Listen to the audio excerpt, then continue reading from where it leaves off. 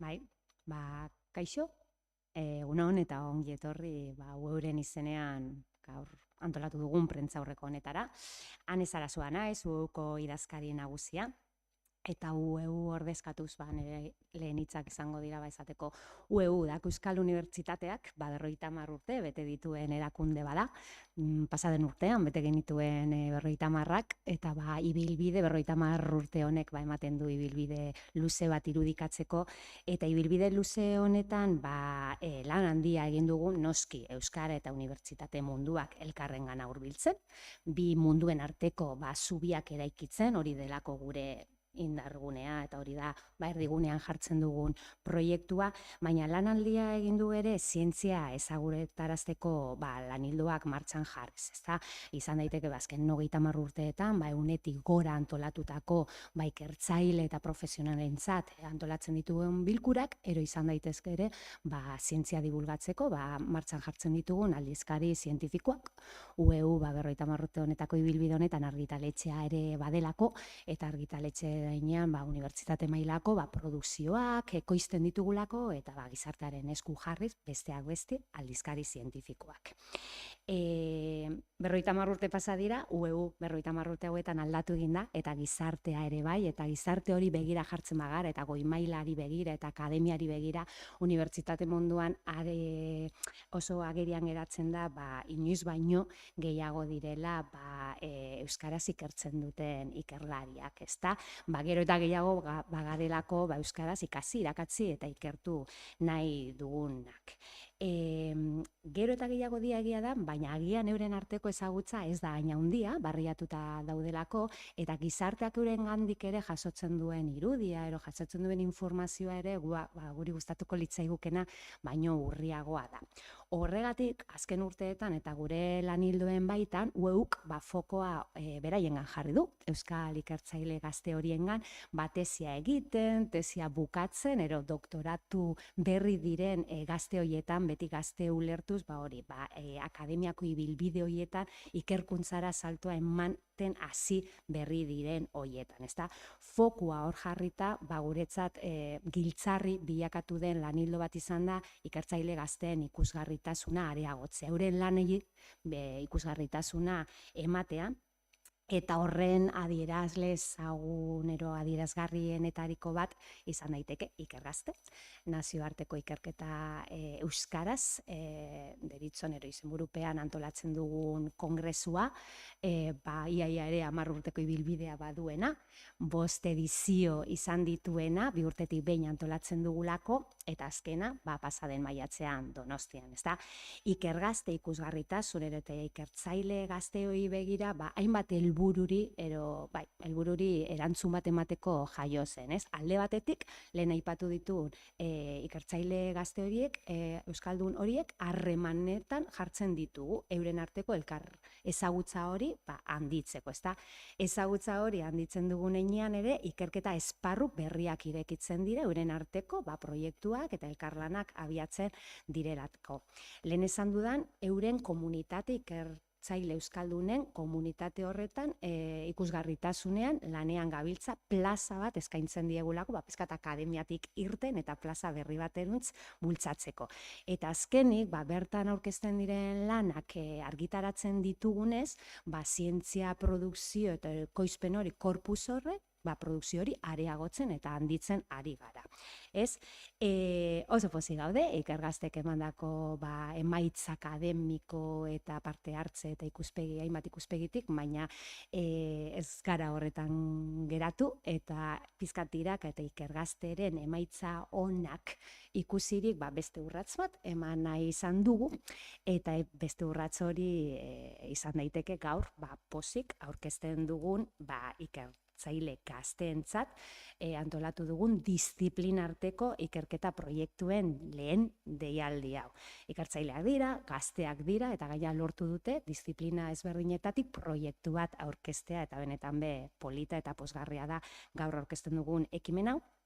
Eta ere, azpimarragarria ez dugula bakarrik egiten, elkarlanean aurkezten dugun proiektu badela, Badalabekin elkarlanean, ez da bi erakundeen artean martxan jarri dugun lehen proiektua, lanean ibili gara aurretik ere, eta nik uste dut sinisten dugula honetan, eta ziurrenik ez dela izango azkena, eta gauza gehiago egiteko asmoa dugunez, eta elkarrekin egiteko asmoa dugunez, horren adierazle ere bada gaur aurkeztuko dugun, eta sinatuko dugun lankidetzarako hitzarmen horren baitan sinisten dugulako eta ikusten dugulako bai euskarak eta bai ikerketak auspoak behar izango dituela. Beraz, hau esan da, plazer niretzat hitza pasatzea Goiatxo Oiartzabali, Badalabeko zuzendariari, eta eskertzea eta azpimarra jartzea proiektu honetan hasieratik sinistu izana, eta babes ekonomikoa ematearren proiektu honek azkenean ere realitate izan da den proiektu hau. Eskerrik asko, zurea da hitza. Eskerrik asko, Ane, eskerrik asko danoi hemen egotearren, eta eskerrik asko UEuri Badalabi ere aukera hau eskaintzearren, ez? Badalab UEU baina desente gaztexoagoa da.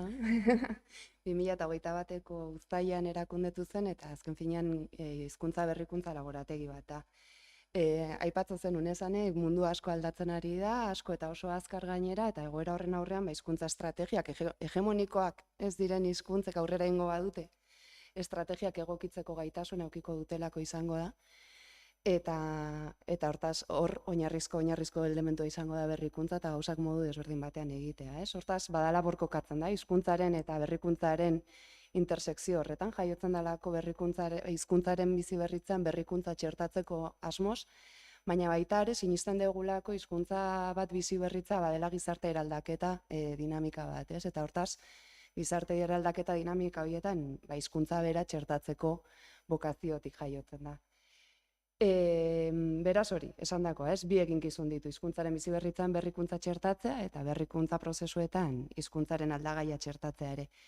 Esperimentazioa sari bagera eta laborategia baldin bagera, ezinbestekoa da espazio seguru izatea da nontzat. Errorea, gauza berriak probatzeko ausardia eta gogoa bermatu behar ditugu, eta hori modu ahalik eta naturalenean egingo dela bermatu behar dugu, baldin eta geroz eta jende gehiagorengana iritsiko baldin bagera. Beraz, Badalaben egitekoa esperimentatzea da, eta hori nola egiten dugu, normalean egiten duguna da galdera berriak, edo galderak provokatzen ditugu, berriak eta batzutan ezain berriak ere, eta galdera horien zerbitzura artikulatzen edo sustatzen edo provokatzen, provokazio hitz asko gustatzen zaigu, baina provokatzen ditugu ezoikoak diren lankidetzak eta lankidetza horien zerbitzura jartzen dira, edo jarri nahi izaten ditugu espazioak, tresnak eta esperientziak. Eta hor kokatzen da deialdi hau, ez? Era bat ezoikoa diren lankidetza batetik oinarritzen diren ikerketak, gertatu ahal izateko guk baliabide batzu jarri ditugu, eta hor gaude. Espero dugu ikerketa emankorra izango dela, espero dugu harreman hau edo lankidetza hau emankorra izango dela, eta deialdiaren xehetasun gehiago Ainhoa Latatuk emango ditu, bera da deialdi honen arduradun, eta...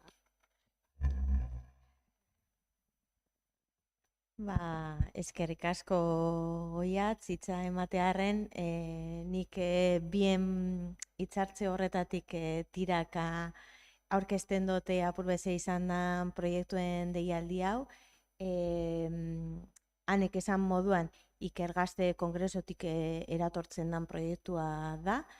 Ikergaztek badaka helburuetako bat dela ikertzaile gazteak elkarrekin edo elkar ezagutzea, eta deialdi honekin maila bat harago joatea geneukan helburu, ez? Eta da elkar ezagutza horretatik elkarrekintzara pasatzea. Eta elkarrekintza hori bilatu nahian, bat egiten du bai batetik UEuren izaerarekin, disiplinartekotasuna UEu da, elkarrekin lan egitea UEu da, eta UEu eta Badalab elkarlana ere bada. Eta bide horretatik oso zentzuzkoa zen ere ateatzea disiplinarteko proiektuen deialdia, ikertzaile gazteentzat. Ikerketa eremua eta nazioarteko ikerketa bere horretan oso ohitua egon da beste hizkuntza batzuetara, hizkuntza frankoak edo erabilgarriagoak diren horiek, bigarren maila baten egiten duelarik, euskara moduko beste hizkuntza batzuk, baina euskaraz bizi bagara, euskaraz lan egin dezakegu baita ere, eta euskaraz transmititzea ere badagokigu, ez? Eta bide horretatik nazioarteko ikerketa euskaraz egitea ere badagoela aldarrikatzen dugu. Esperimentazio tokia eta esperimentatzeko laborategia den neurrian badala bere, lehenengo deialdi hau ere esperimentatzeko aukera bat izan da, eta pozik gaude 11 proiektu aurkeztu direlako, horrek suposatu duelako 50 ikertzaile gazte egotea 3 hilabetez pentsatzen zeren inguruko ikerketa gaia jorratu nahi duten urte eta erdian, eta bide horretatik lehenengo emaitza edo erantzuna ona izan dela esan dezakegu.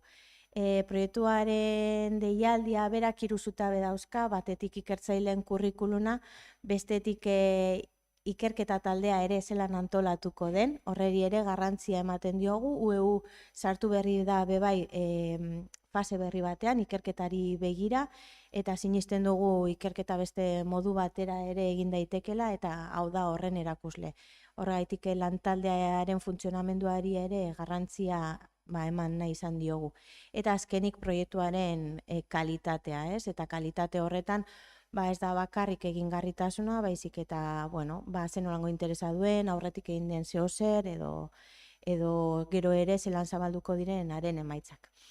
Irabazi dauen proiektuaren emaitzak urrengo ikergazten jasoko ditugu saio berezian, baina momentu honetan badagokigu ezagutzea nortzuk izan diren proiektu deialdiko irabazleak. Ez dute esango oraindik, baina esan behar da irabazle hauek bat egin dugula batzorde ebaluatzailean esaterakoan oso ondo transmititzen duela ikergazteren funtsa eta helburua beste era batera ere badakigu eta eure kontatuko digute gainera ez lirateke elkarrekin egongo lanean deialdi honengatik ez balitz, eta hori euren gaztetasunak erakusten digu etorkizunera begira ere badakagula guk urratsak ematea eta prestatzea izango den hori nazioarteko ikerketa hori euskaraz honelango taldeen bitartez. Eta beste bari badakokit eskertzea Ane eta Goiatzen parte hartzea, eta orain deituko ditut irabazle talde horretako partaide 2. Oiane Mendizabal, Sandoniz eta Sofia Marcos Basagoiti.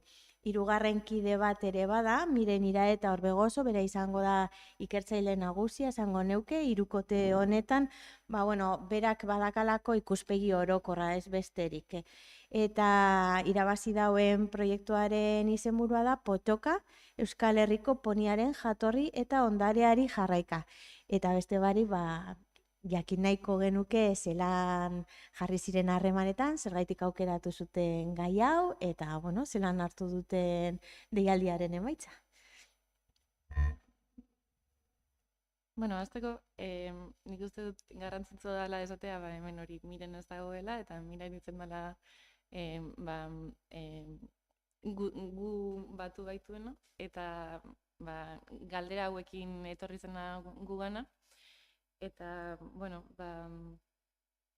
proiektu bat zitzen, Miren eta bere lehengusuarekin, Aitor Iraetarekin, elkarrezketan potxoken inguruan,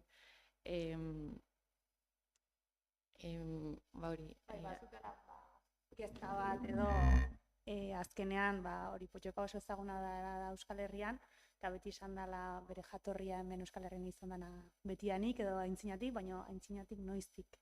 Eta orduan nahi zutela hori pixka bat aintzintasun horretan ikerketaren bat abiatu eta bar. Eta orduan Miren bere tesian aintzinakoa denean lan egiten duenez, aukeraren bat izango zen ikerketaren bat abiatzeko. Eta Mirenek ikusi zuen deialdi hau plazaratu zala, eta orduan bera izan zen, izana pixka bat topatzen, ea ze aditu zeuden arlo horretan lanean, eta bueno, lehenengo zurekin kontaktatu zuen, ezta? Bai, lehenengo, ba hori, nire tesi zuzendariarengana jo zuen, ba, Andone Stomak potxoken populazioekin orain, ba, nolabait zerbait lan egin zuelako, orain dela ba 10 urte edo horrela, eta ba, ni nengoen taldean ba, estadistika eta informatikarekin ba, hasia, eta bueno, ba, ni jarri nintzen elkarrizketan Mirenekin, eta ondoren zurekin jarri zen. Bai. Hori, azkenean oso ondo, osea, berak Sofiak kontrolatzen zuen ba hori, gaur egungo potxoken ADN ikerketan edo aportatu zezakela, baina behar zituzten lagin zaharragoak jakiteko aintzinako zaldi txiki horiek Euskal Herrian topatutakoak, ea potxokekin zerikusia bazuten, lotura zeukaten edo ez, eta orduan Arantzadi Zientzia Elkarteko Pedro Castañosen bidez eta lehenagotik ere harremanetan jarrita zeuden bai Potxokazaleen Federazioko kideak eta Miren bera Arantzadiko norbait preste egongo zen ba, proiektu honetan parte hartzen. Eta lako batean niri iritsi zitzaiten honen berri. Eta bueno, nik hori erromatar garaiko azterrategitan lan egiten dut Pirineoen inguruan, eta esan zian Pedro, pues, badituzu zaldi zaharren lagina, gainera zaldi batzuk tamaina txikikoak, eta interesatuko litzaizuke ikerketa hontan sartzea. Eta bueno, pues, animatu nintzen. Eta hori, deialdia prestatzen egia esateko agian hori, lehendik ez ginen elkar ezagutzen, azkenean honek ahalbidetu du hau dena martxan jartzea, ez ginen gainera ere adituak gai hauetan, orduan proiektua prestatu ahala, jungera pixka bat ikusten ze gauza eginda zeuden, zerrez, ze behar zeuden, eta pixka bat ere interesa sortzen horri buruz, ezta? Eta ba, horrela ginen, ba, orain ainoikoa den Zoom bilerak egiten, eta ba, pixkanaka gure artean animatzen. Hori da, eta horrela, ba, proiektu aurkeztu genuen pixka bat, bueno, ze sortzen dan, edo zerrez, eta ba, lako batean harremanetan jarri zineten gurekin, ba, gure proiektua aukeratu izan zala, eta oso pozik esateko. Ba, gu posau. Así que ez pozik ze azkenean urratz bat gehiago da, asmoa litzateke hemendik aurrera zuek lanean hasten zaretela baita ere, baina eredu izatea, beste ikerketa batzuk abiatzeko, eta, bueno, eukingo ditugu bai jarraipen bilerak eta abar, baina, bueno, urrengo ikergasten ikusiko dugu zein den emaitza, eta ba, urrengo proiektuen deialdia zabaltzeko asmoz. Ba, eskerrik asko danoi, eta gelditzen gara emaitzen zain. Gur potxoka noiztik den gure ingurunean. Eskerrik asko.